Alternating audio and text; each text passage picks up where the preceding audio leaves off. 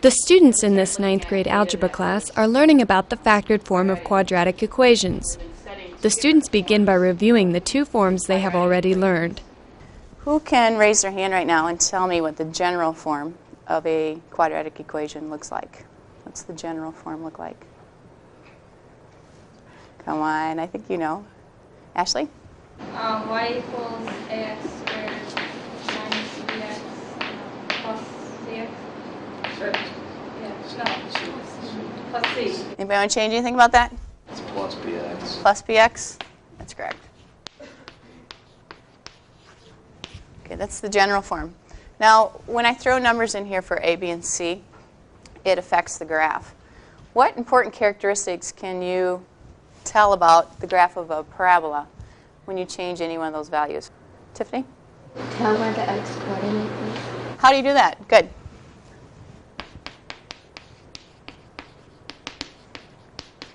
I don't know if you all heard her. She said you can tell where the x coordinate is. Do you want to explain how you can tell that?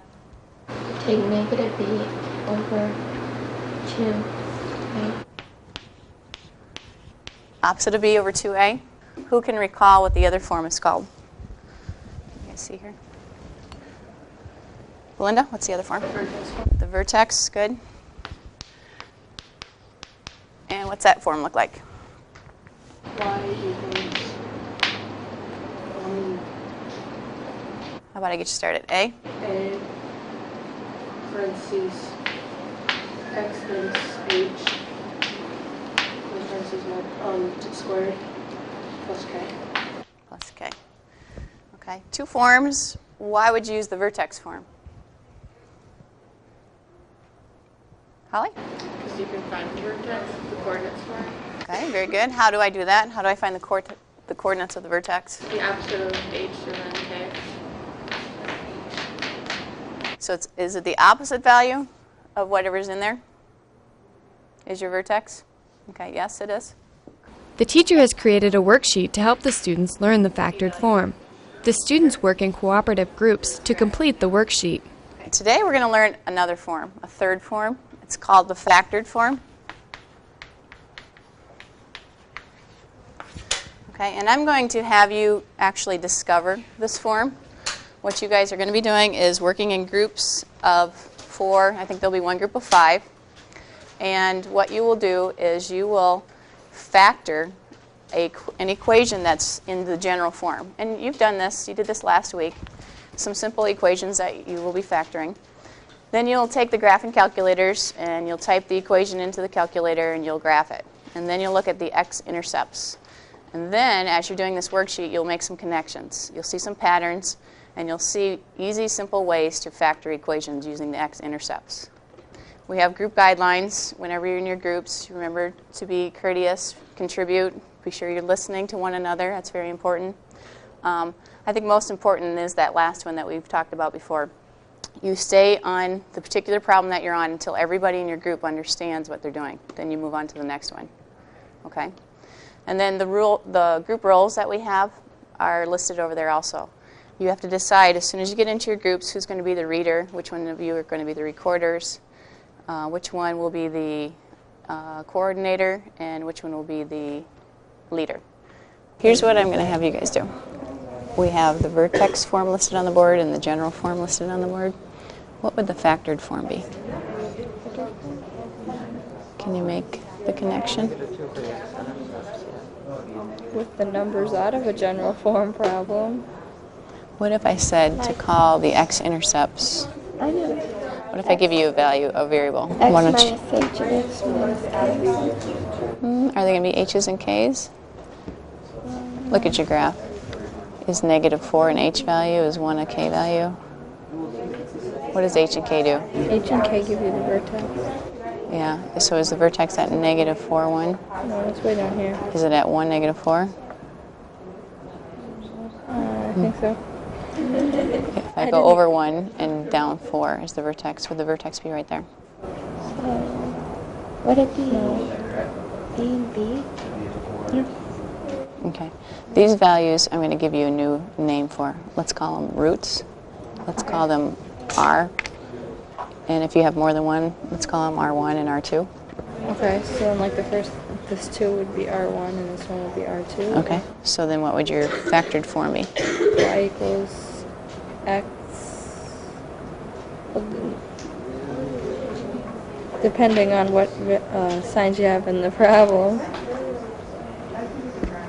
it would determine What- what numbers you use. Hold on, what did you tell me up here though? When I first came over and said, what did you notice? X minus 1 times X minus R2. Say it a little louder, Tiffany, I didn't hear. X minus R1 times X minus R2. Right.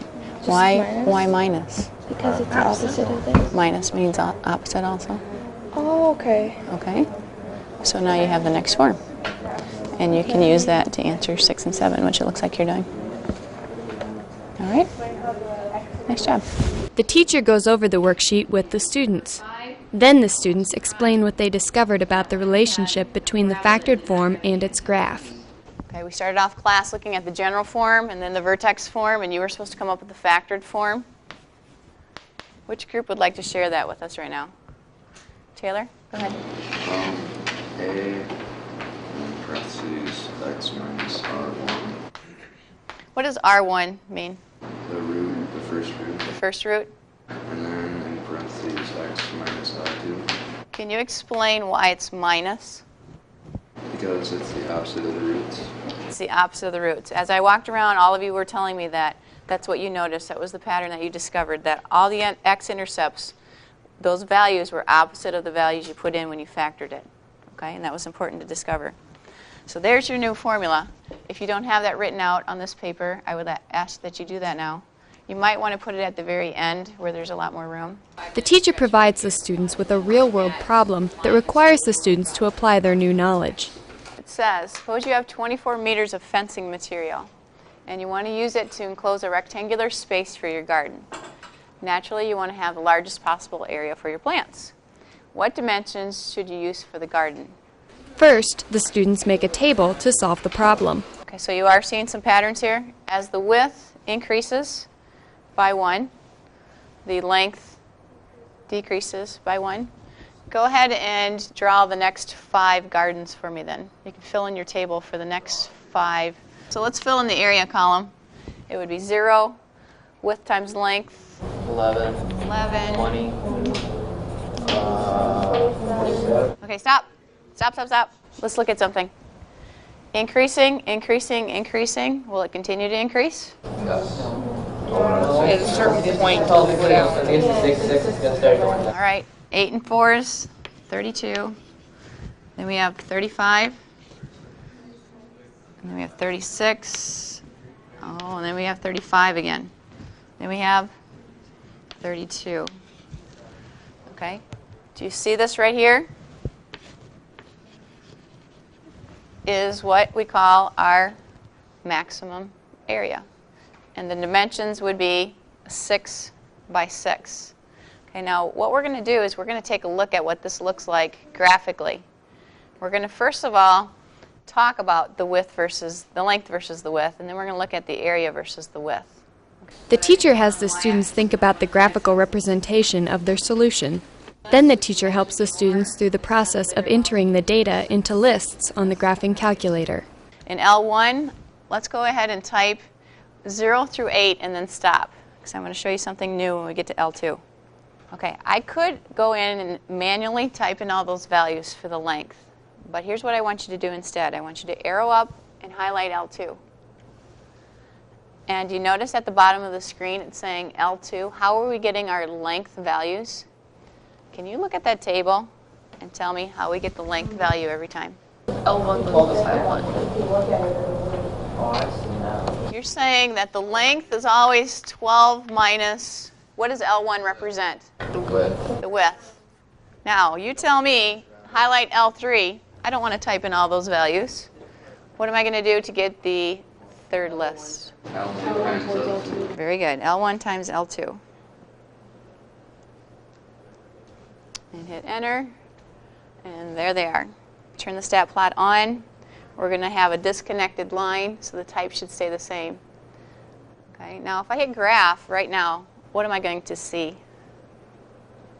Can you predict? Straight line. We're going to get the parabola.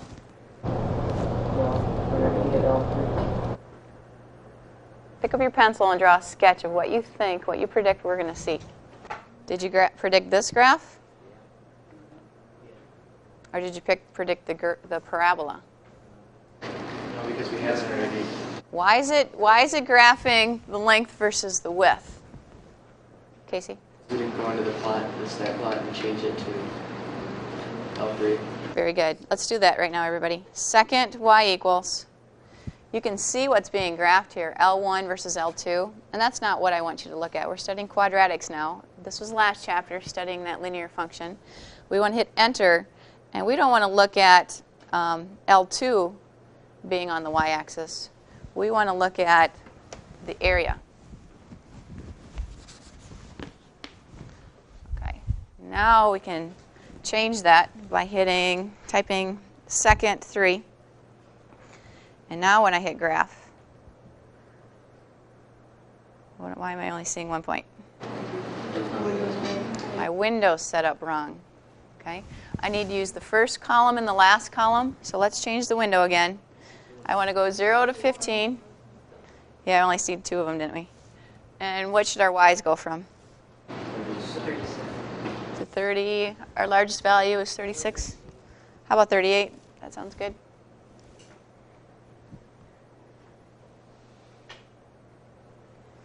Okay, and there's your data. The teacher helps the students find the equation for the parabola that expresses the solution to the investigation. When are you going to know when you found another root? When what is 0? When the area is 0. That shows that 12 for the width and length would be 0, would have an area of 0. This is what we want to be 0. So our 2 roots have to be the numbers 0 and 12. So this has to be 12 in here. That's our first root.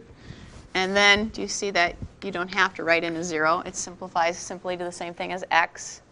And that should be the equation. And the negative sign is needed because it's a reflection. It's opening downward. The teacher asks the students to find the real-world meaning of the points on the parabola. What is the real-world interpretation right now of x being 0, scroll down there to the left, and y being, nope, I can't, that's the best I can get. Who can tell me what that means right there? What's the interpretation of that?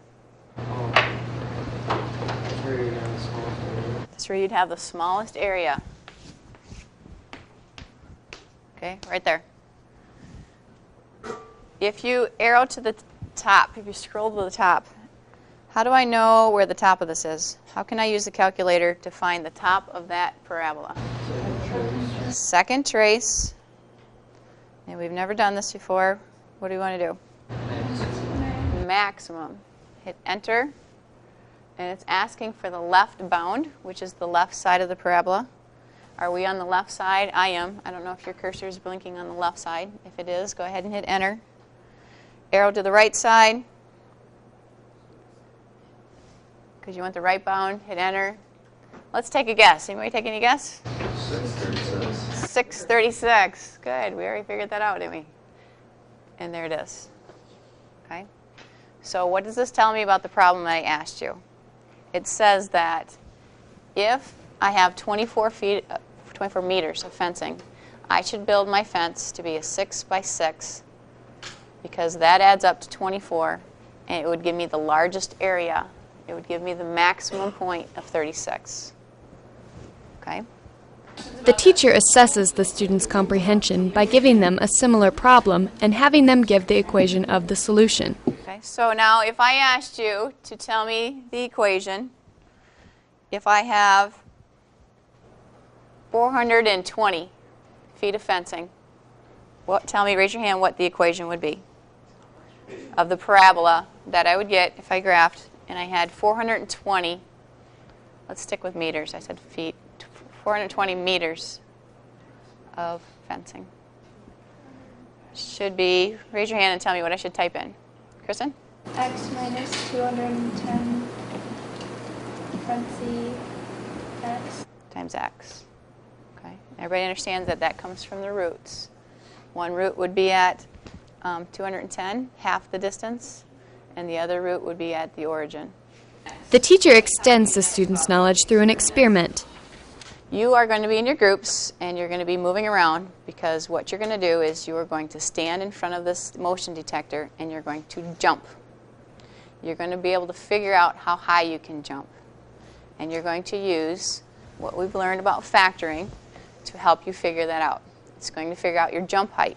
So I'm going to find out who the best jumper in this class is.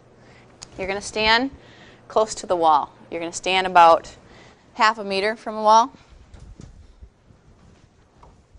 Okay, so here's a meter. You're going to stand about like this. And the motion detector is going to be on the floor. Someone's going to have to stand on the floor to operate it, and that would be the whose responsibility? Coordinator. Coordinator. You get to control the equipment. So whoever's the coordinator will get to do that. And the motion detector will be, about a half a meter to a meter away on the floor here. And once the trigger is started, you're going to jump, and then you're going to land. So what's that graph going to look like? It's gonna go up, like, it's gonna up and back down. It's gonna read the wall. Is it gonna disappear? Like it's gonna be. Do you have a piece of paper out? Sketch what you think it's going to look like.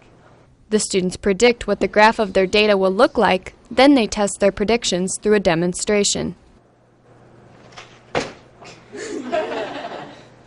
Do it again. See what your best jump height is. Do it again.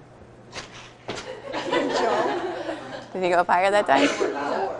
Hey, what do you got in your pockets? Stuff. Okay, so let's look at his jumps here. Okay, right between 0.4 and 0.6 is when he took off, and then he jumped. Now is that his jump height? No, that's his distance to the wall. That's the distance to the wall, and then that's when he lands. Okay. The students will apply their new knowledge by using a parabola to calculate their maximum jump height. Now, here's what we're going to do to figure out your jump height, because this is measuring distance versus time. It's not measuring the height of your jump. There's a physics formula, and it comes from Newton's law of motion that is going to be on this handout that I give you. It's based on the force of gravity. It's an equation, and the equation is in the factored form. Okay? And what we're going to do is we're going to place a parabola, so to speak, on these peaks. Because the parabola, if I'm able to put a parabola here and here, what will the x-intercepts of that parabola tell me? The time. And the formula requires you to fill in the time. Fill it in for root 1 and for root 2. And then do all the math. And then the y value that's going to result is your jump height. So you're going to have to calculate your jump height by placing the values of the roots, which are the times, into the equation. The students collect their data with the calculator-based rangers, then use graphing calculators to find their jump heights. Who has calculated some jump heights already? We have. Okay, will someone in this group come over and explain to this group here how you're getting those values? Do you have to solve it then? Okay, what do you want? They don't know what to do with those numbers. I know. I kind of do, but do we have to solve it then? Like, Okay. to make it equal to 0? You put negative 192 in your y equals. And then, Okay. Negative 192. Right. In parentheses x, because you don't have a t variable. oh, so I just Minus your first time, which is time left. Then you put the two parentheses in, and x minus the second time, which is your landing time. Then you get your parabola. Oh, and then we find that. Okay, I get Then you find what, Holly? the maximum or whatever, right? Why? Yes. Because that tells you how high you jump. To assess the students' comprehension, the teacher asks them to interpret two graphs that show the same kind of information they collected with the calculator-based rangers. We have two people jumping up here, Al and Allison. And we've got some information that's listed there for you. I would like you to tell me something about these two people. Okay? You also need to tell me something about when they took off, when they returned. What's the difference between their plateaus at the top? Tell me a story about these two people. Landed in the same spot that he took off from, the same distance from the CBR. And what does the 4.897 tell you? When he returned to the floor. Okay. Anybody figure out his jump height? Should all have the same number. Height equals 12 inches? Okay. Now you should be able to do something similar with Allison. Did she start, I could ask you these type of questions on a test. Did she start at the same distance away from the CBR as Al did? No. Where did she start at? Okay, she started further away at 0.534. All right. When did she take off jumping? About 1 second. So I could ask who jumped earlier when the CBR started. She jumped faster after 1.29 seconds.